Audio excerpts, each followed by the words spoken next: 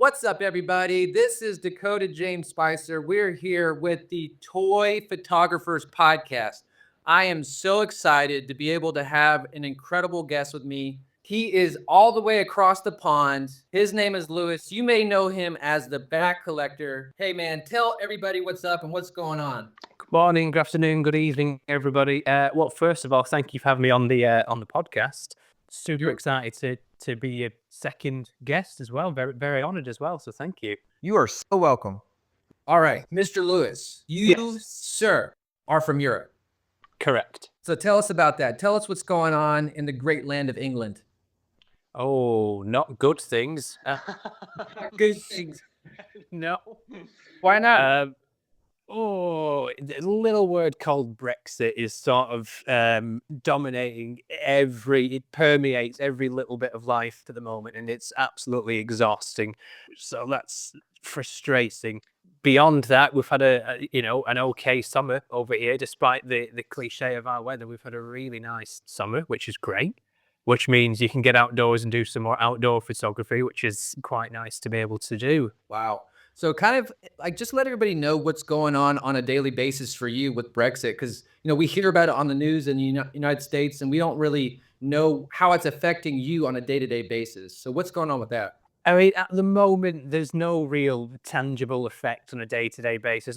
All it does is dominate the news cycle, which just means the more important issues are just getting completely overlooked.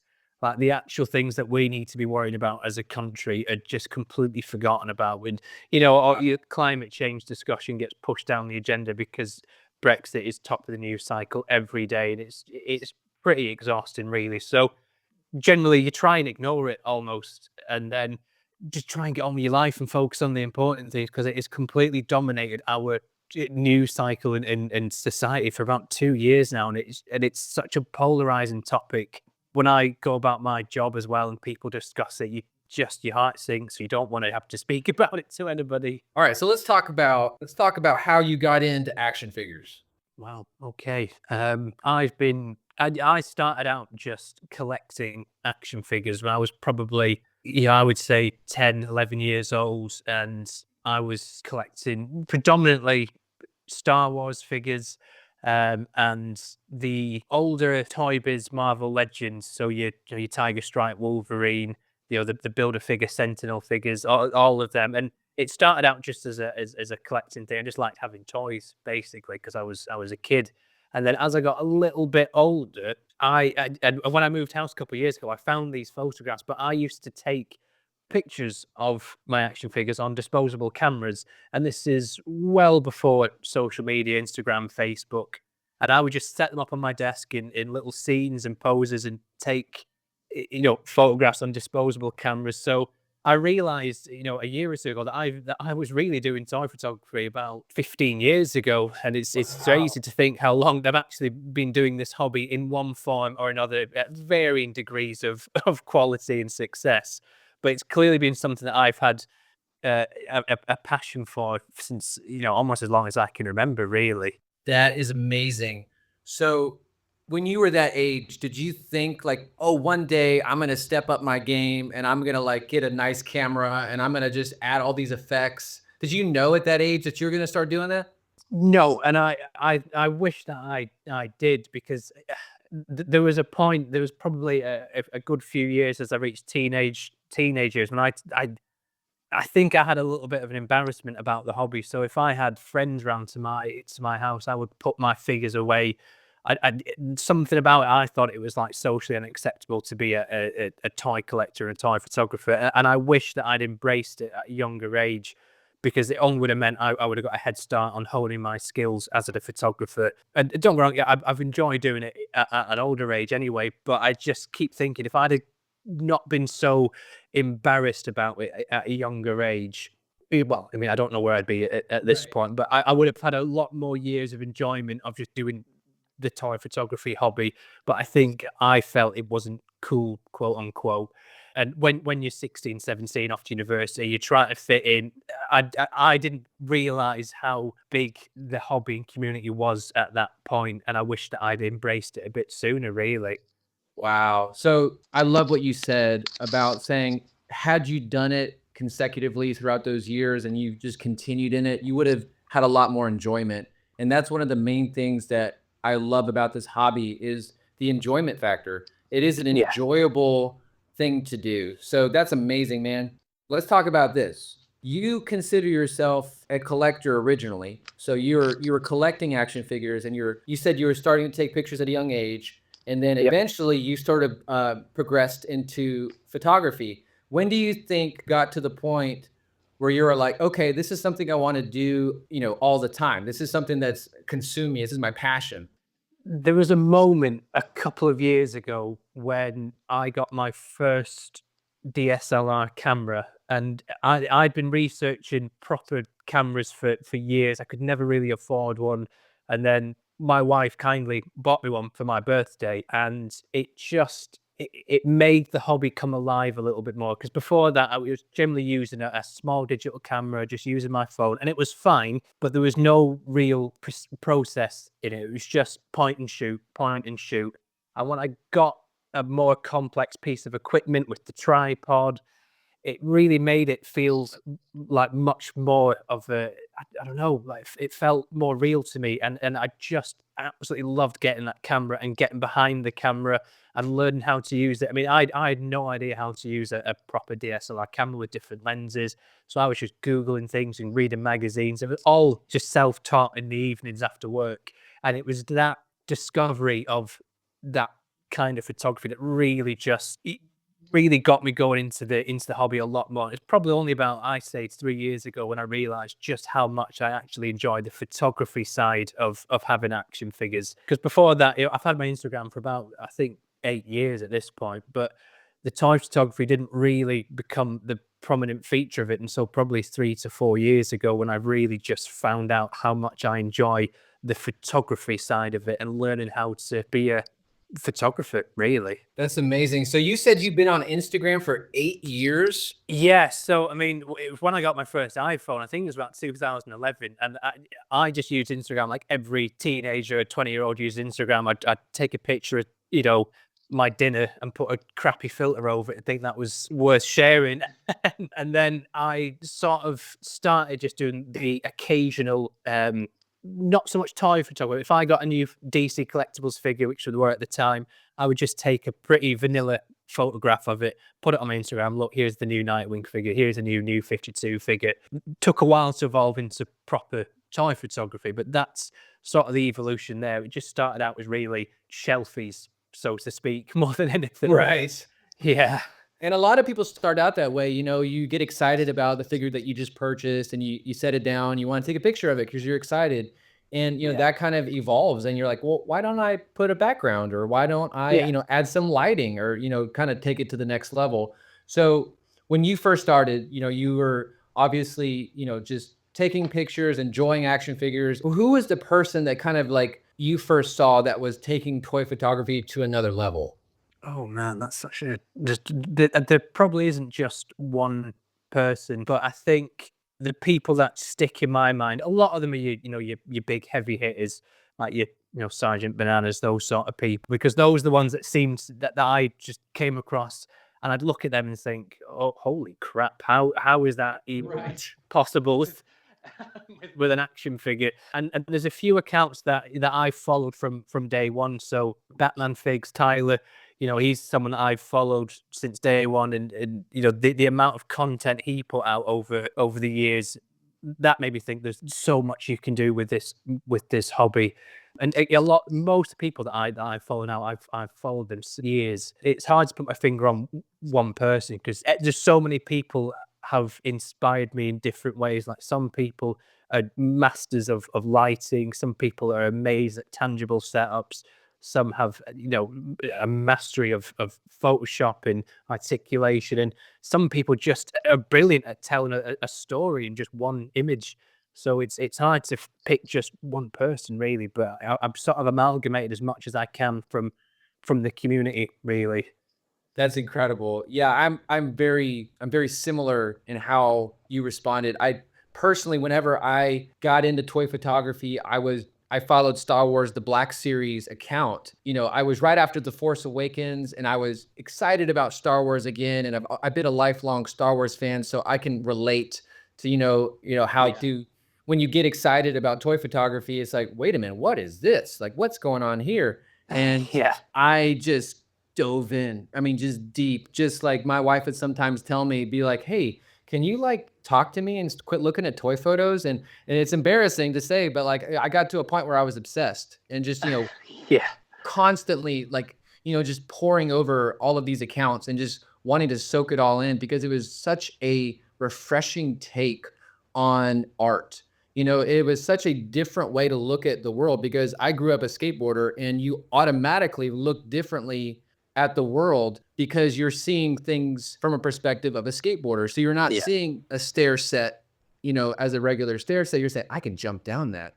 You know what I'm saying? And it's Totally. it's the same thing at a smaller scale with toy photographers that they can look at a landscape. People that shoot outside, I have so much respect for it because they go out in the elements and they go out with people Yeah. around and they get their setup. Like Sergeant Bananas, you mentioned, he goes out on the beach and he's like out there just getting it, like just going for it. And it's incredible. Would you like to talk about your setup, your camera, those things that you said you started out with a DSLR and that kind of got you inspired? Like, what's your current setup right now?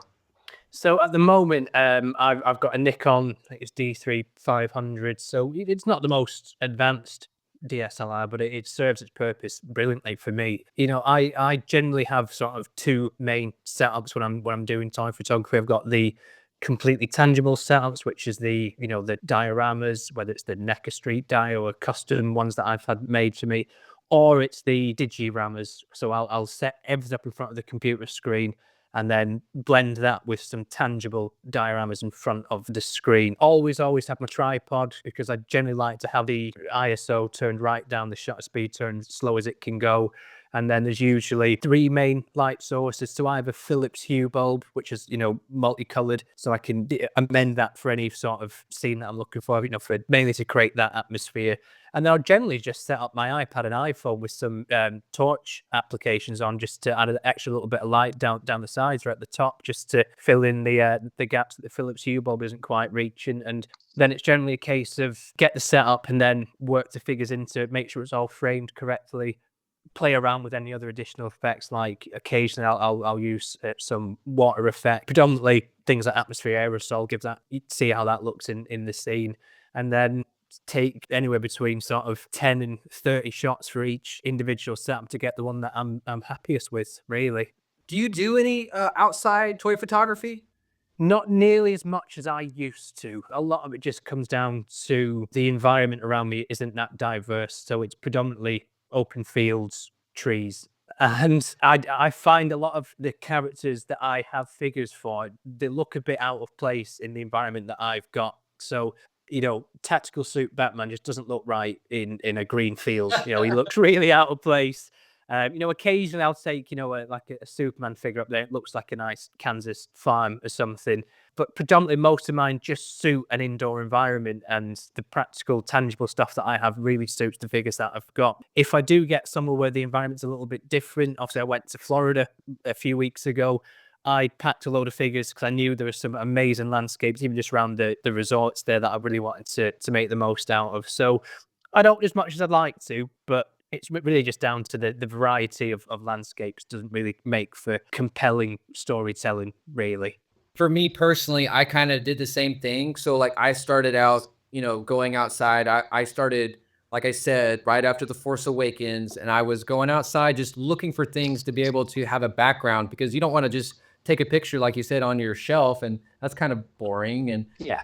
that was something that really I didn't realize at the time that was kind of in my subconscious was I was like trying to make everything look in scale.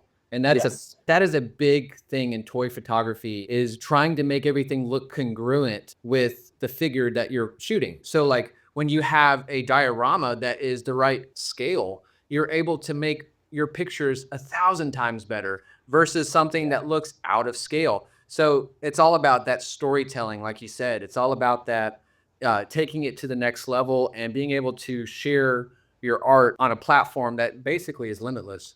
You have any figures you're getting in soon?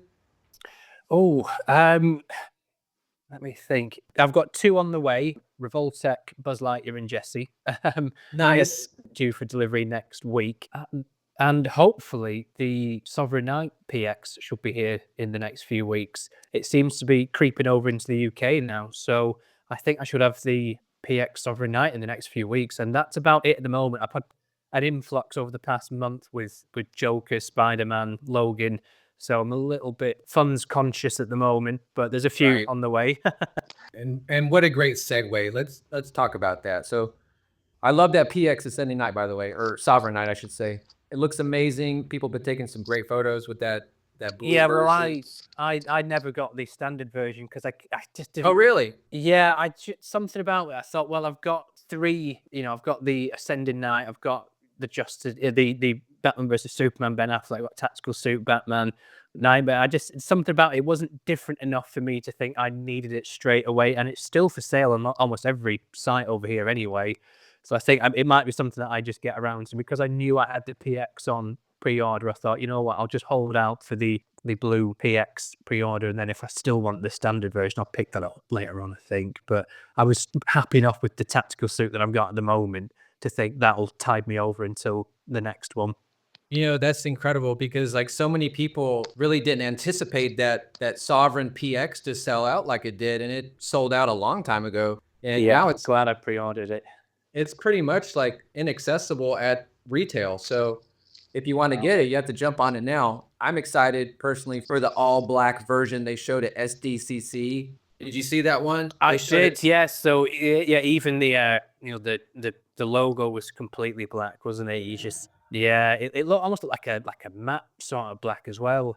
Yeah, it kind of took the gloss off Yeah, of the exclusive. So if they make that version, hopefully they do. I am picking up that bad boy. yeah, because I wasn't too keen on that glossy look personally, but that sort of more matte black, it looks like it would capture the light beautifully behind the camera as well. Yeah, I agree. I gotta ask this. What is your favorite action figure at the moment? Um, I think it's probably the homemade suit Spider-Man Mezco at the Really? moment. Yeah, because it's a few reasons really. I just love the design of that suit. There's something about that casual superhero look that I'm just a huge fan of because it's a bit different. It was a bit of a grail figure for me that I couldn't get hold of because it never came to retail over here. My wife managed to find it for my birthday, so it's got a bit of a sentimental value to me as well.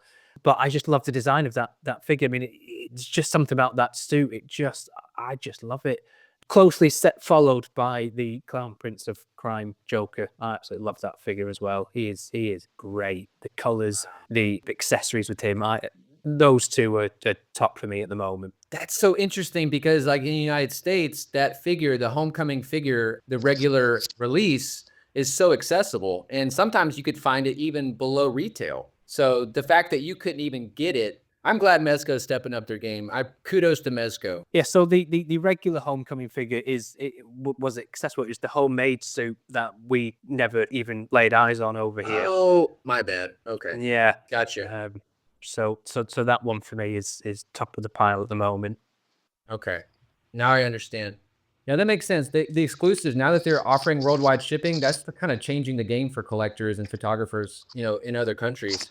Massively, because the only figure I bought directly from Mezco is Commissioner Gordon and the Bat-Signal, and I was so pleased they had worldwide shipping because I just did not want to miss out on that. As a Batman fanatic, I felt like he had to be in my collection, so I was Absolutely. thrilled when I saw the international shipping. And I remember I had an alarm set on my phone for the pre-order so I could get on there and make sure I had it. Yeah, that is one thing for me, like being able to fill a roster of just DC Comics characters. I don't know. It makes the little kid inside of me so happy, and I can't even express how that little kid is just jumping whenever he sees a new Batman figure or a new villain that they decide to release. So yeah, I love the Mezco Batman stuff, as you already know, most likely. Absolutely, yeah.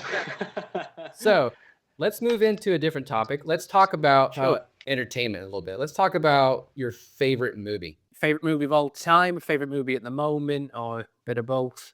Let's do them all. Wow. Okay. Favorite movie of all time. I hate to go for the obvious, but every time someone asks me this question, there's just that one film that springs to mind, and it isn't just because of the movie; it's because of just where I was at that point in life as well. And I've got to go with The Dark Knight. I do, and it sounds like an obvious answer, but it was at a point in my life where I was going through a huge change, moving away from my childhood home, and it was one of those films that just took me away from reality for 2.5 hours, and I rewatched it, I think 3 or 4 times in the theaters, and it's probably the film that I've watched almost as much as more than any other film as well. And then second to that, probably Toy Story. It's a bit of a Wow. change, but yeah, those are 2 films that I've just quite seminal in my life, really. And Toy Story is one of those franchises that I remember from being 5 or 6 years old all the way through until this year's Toy Story 4, and it's stuck with me ever since. And then The Dark Knight, obviously, is just one of those films that I can remember seeing it the day it came out in theaters, and there's very few films that I can remember that clearly going to see it. Man, yeah, I agree. Like, but I remember the day that I saw it in theaters and how it rocked me. Like, just as a kid, I want to say I was between the ages of 15 and 16. I think it came out in 2006, right? The Dark Knight, I think it's 2008, The Dark Knight. was it? Yeah, I thought 2008 was Rises, but I may be wrong. But yeah, I remember the feeling walking out of that theater and just feeling like the Batman. Do you know what I'm saying? Just like after Yeah. he exits the movie and he's riding on his motorcycle, and I'm just like, I'm Batman. You know what I'm saying? It's that feeling. I get immersed whenever I watch any Batman movie. It doesn't matter the quality or the caliber of the Batman movie. I get immersed because I'm a humongous Batman fan. So the fact that your Instagram name is the Bat Collector is a big plus for me as a fan of Batman. So Yeah, I mean, obviously, a lot of my content has shifted a bit in the past 12 months because I'm trying to just evolve the page a bit more to include the Marvel figures and the Disney figures as well. But the core of what I love all stem from a love of Batman, really, and picking up The Long Halloween, reading that 10, 12 years ago, and realizing how incredible this character actually is, and then that was about the same time that The Dark Knight came out, and then Arkham Asylum PlayStation game came out, and it was just a knock-on effect from there for me, really. honestly, I'm just gonna say it. Batman, he's the best. I mean, he is. I don't think anyone's argue with that, to be Hands fair. down. I mean, who else? Who else can do what he does without any powers, right? So that's Yeah. argument over. Done. Sorted. Sorted. I love it. I love it. All right. So I got a big question for you.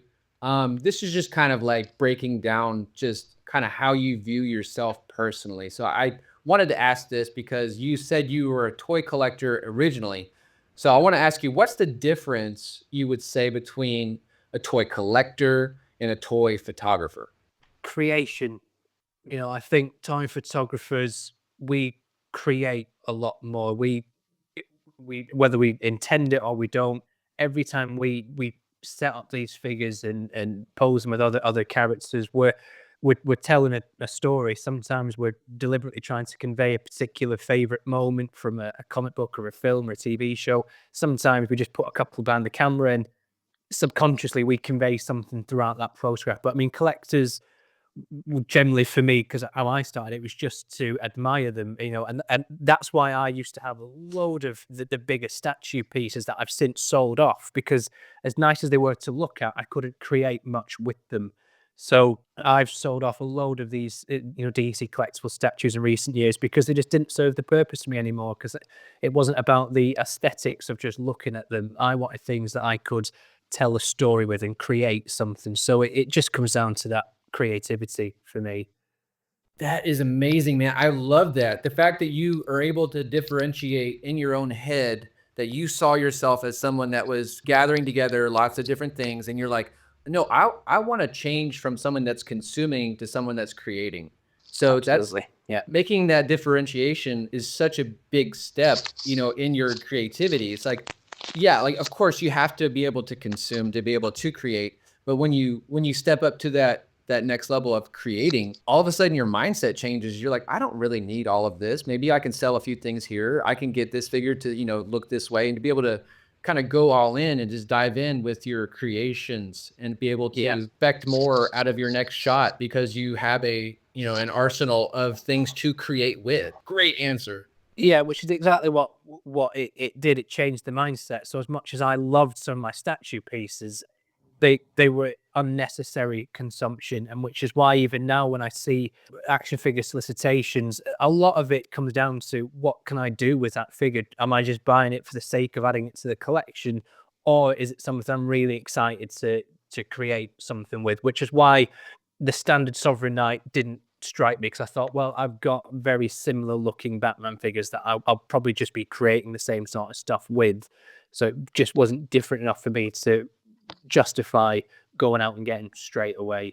That makes sense. Next big question. I would love to ask this. So, where do you see toy photography going in 10 years? Yeah, it is a big question. It's really hard to say. It's only going to get bigger, and I think it's going to become more mainstream. I think we'll see a lot more of it at conventions, even all the way up to things like Comic Con, but even the smaller conventions throughout even England and the United States. I think we'll see more creators of toy photography showcasing their work out in the real world as opposed to just on Instagram. And I hope it just becomes much more of an acceptable form of art, because like you said, it is art. It's people creating works of art, and there's toy photographers on Instagram that it's like paintings. It's beautiful, some of the things that they can create, and I think it will only get bigger. I think it'll only get more and more exposure as the companies start exploiting the creativity and skill of the community for mutual benefits. Really, we're already seeing it with a lot of these companies are utilizing members of the community to help push their products, and then vice versa. That gives us more exposure as artists as well. Wholeheartedly agree. Like I don't foresee toy photography getting any smaller. No, In the next definitely 10 not. years, I foresee it to get as big as like a next Olympic athlete. You know what I mean? Like Yeah. as an Olympic event, I should say. Being able to compete, at that high level, with yourself, not necessarily, going out and competing, in televised events. I'm just saying because social media is such a big part of our lives, and I don't necessarily watch cable television anymore, but I'm on social media, Yeah, a lot. And so to me, that's my consumption of information in the way that I see everyone sees everything around us. So like through definitely. social media, that's kind of like I see that arena, opening up and being able to express yourself on a higher level. I can't wait. I'm excited, man. I'm just so excited. Oh So yeah, and I mean the thing that amazes me is even after the community's been around for so many years, but every single week I'll get comments, or I'll see comments from new Instagram users that are just discovering this community, and you can see the amazement. They'll comment saying, this is absolutely incredible, and it's that reach, and there's new people coming in all the time, and with technology only getting better, it only makes it more accessible for people to jump into the hobby and expand the community as well. yes. What would you say to someone who is like just getting into it, wants to start toy photography? They got action figures, or maybe they're looking to buy an action figures, or maybe they don't have action figures and they say, I want to express myself. Maybe toy photography is for me. What would you say to someone that's just starting out? Give them some advice. First thing I would say is follow as many creators as you can, because most of what I've learned about time photography, I've generally just stolen from more talented people than me. So I would just say follow as many people on Instagram as you can, because you'll learn so much from the community, especially when people post their behind the scenes photographs or behind the scenes videos. That's join groups on Facebook. There's plenty of them there of creators sharing their processes and procedures, and that's an amazing way to learn. And then start out small as well. Don't go straight for the premium high end figures, because if you don't enjoy the hobby, don't go spending $80-90 on your premium stuff, because there's a lot of very good affordable figures out there. If you want to start collecting star photography, get some of the more affordable lines. Your Multiverse, your Marvel Legends, those sort of figures. Have a play around if you enjoy it. hone your craft and make sure you enjoy it. Really, if you don't enjoy it, there's no point. If you're just doing it for recognition, again, there's no point. You have to enjoy the process of creativity, because if you don't, you're really just wasting your time. But if you enjoy it, keep following people, keep learning. Don't be afraid to take criticism, and just engage with the community, because I've made genuine, real friends on this community. People that I've not met, but I'll text them every day, and it's a great thing to get into. I can empathize with that sentiment, the last thing you said, so well, because this is a community. And when you meet like-minded people in this community, you want to hold on to that because I mean, regardless of where they live, if you find someone that thinks like you do and sees the world that you do, the way that you do, you're going to be able to partner with them and be able to create together. You're going to be able to inspire them and they're going to inspire you. So don't be afraid to connect with anybody in this community. If you're someone that's just starting out or someone that, says, hey, I've only got 5 followers on here. I'm not doing any good and I'm posting some great content. Don't worry about your followers. It's not about followers, because at the end of the day, it's not going to make you sleep any better if you have 10,000 followers or 10 followers. So at the end of the day, what you need to realize is that if you're enjoying and gaining enjoyment and wisdom from toy photography, if it's benefiting your life, then do it. You know what I'm saying? But if it's stressing you out, if it's toy photography is stressing you out, dude, please, please stop doing toy photography. Yeah. If you sit at home and you're like stressed about your next shot you're going to do, this isn't your passion, man. You know what I'm saying? Yeah. You have by osmosis, maybe absorb someone else's passion. But if you do have a passion for photography, this already. It's not about the followers. It's Instagram. It's so backwards now anyway with the algorithm, and don't worry about any of those things because it's not going to make you a better photographer if you got 10,000 followers or 10 followers. So what makes you a better photographer is yourself and being able to learn and being able to like you said, Lewis, be able to approach other people's accounts and see their behind the scenes. And what an amazing way to be able to share with others, that creative side and being able to learn from them and be able to apply their techniques. And that way you can create better content and therefore it's more enjoyable. And when you create content that you enjoy, then you're going to love it more. You're going to not stress about it. So for me, it's a healthy thing, having that creativity, and there's just something really satisfying about having an idea and then seeing it come to life in front of you, and having an idea for a shot and being able to create it and execute it the way that you wanted to do it. And that's the thing I enjoy the most. It's seeing those ideas become tangible reality. exactly. And I'm just going to go ahead and just kind of close us out here. So tell everybody, man, where they can find you on Instagram or any of the social media accounts out there. Yeah, so I am at the.bat.collector on Instagram. Also got a linked Facebook page as well, which is also the Bat Collector. Those are my 2 and only social media outlets where you can follow me. Amazing. And you also do stuff with the Bat Fan. I do, yeah. So I mean, Scott at the.bat.fan, he's one of the people that, like I said, we message each other pretty much every day. He only lives about 2 hours south of me in England. Never met Scott, but we are like best friends at this point because we have so similar passions.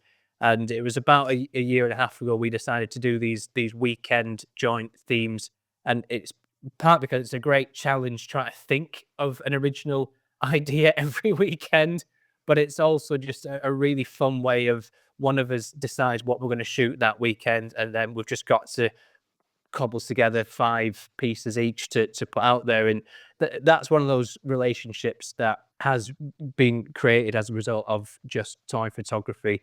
And it's quite amazing that you can get to know someone so well and feel like you've got such a good friend just through the community on Instagram.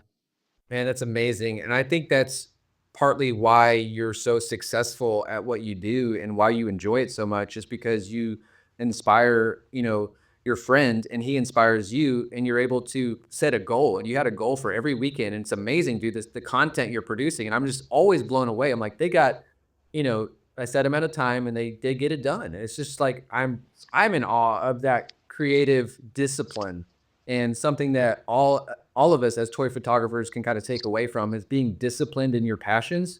So if you pursue your passions and pursue your hobbies and the things that you enjoy, you're going to get more enjoyment out of them. Yeah, because we genuinely take it seriously. I mean, I know the toys are action figures, but we genuinely really enjoy doing it. So we take it seriously, and we will message each other with shots, say, "What do you think of this?" And we'll say, honestly, actually, that's probably not the best that you can do.